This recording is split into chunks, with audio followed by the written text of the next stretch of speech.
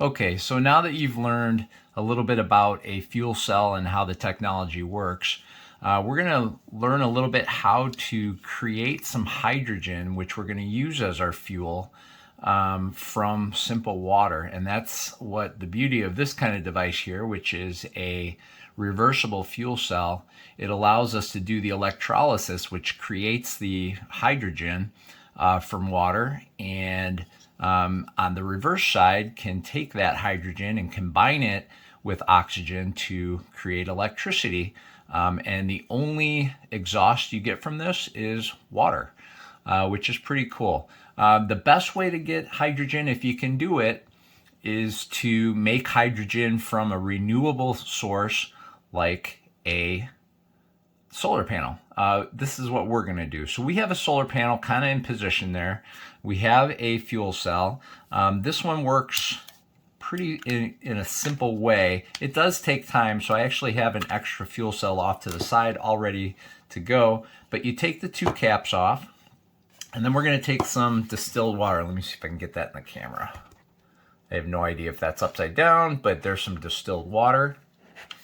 And I'm going to carefully, hopefully I can do this without too much spilling. So what you want to do, this is going to be hard to get on camera. What you want to do is just kind of pour it in, and I'm spilling. Okay, you want to pour it in all the way to the top and replace the cap. Okay. And then we want to do it on the other chamber as well. Fill it right to the top, and I obviously overfilled it. You get a napkin, kind of clean up my mess here. Okay, I'm gonna have to do that again in a second. So let's go ahead and replace the cap. Okay, and now that you've done that, you can flip it over. Okay, and now it's ready to start kind of charging. In other words, creating the hydrogen that we're going to use for the electrochemical reaction that's going to create electricity. All right, so the best way to do that is take your negative lead, the black wire, and hook it to the black terminal. And we're going to do the same thing with the red on this side. Got little alligator clips there to hold it on. And then ideally you'll put this out in the sun. That's one way to do it. On a large scale, that's what we would do, but just for this experiment, we're going to actually put it under a halogen lamp. You can use either incandescent or halogen. LED or fluorescent aren't going to work very well, so I'm going to use halogen. I'm going to turn that on. You can see I've got it on there. Now over time, eventually you would start seeing some bubbling coming up. Eventually this water will move its way up into this upper chamber up here, and what will be left down below in one cylinder is pure hydrogen, and the other one will be oxygen, and that'll be ready to use the fuel cell technology to create current that we can use to do some sort of work. All right, so what I'm going to do is I'm going to turn off this light. I'm going to set these aside so they can continue to charge.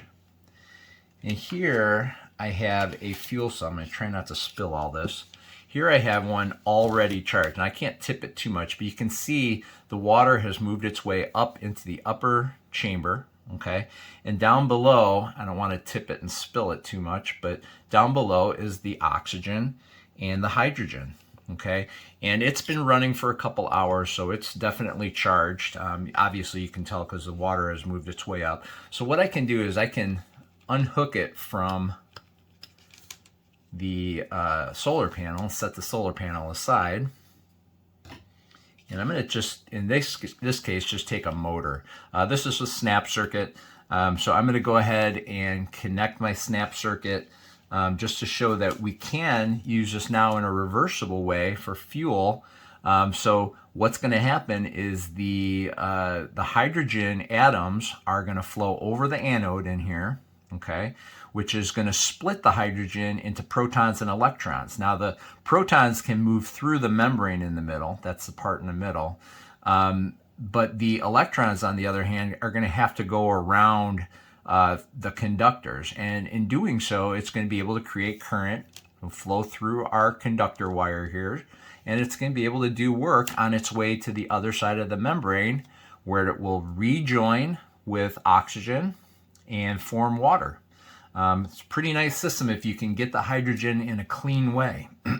So let me go ahead and connect the positive to the positive terminal. And then I'm going to connect the negative, and we should see the motor run. And might need to get it going there. There we go. As you can see, the hydrogen is being used.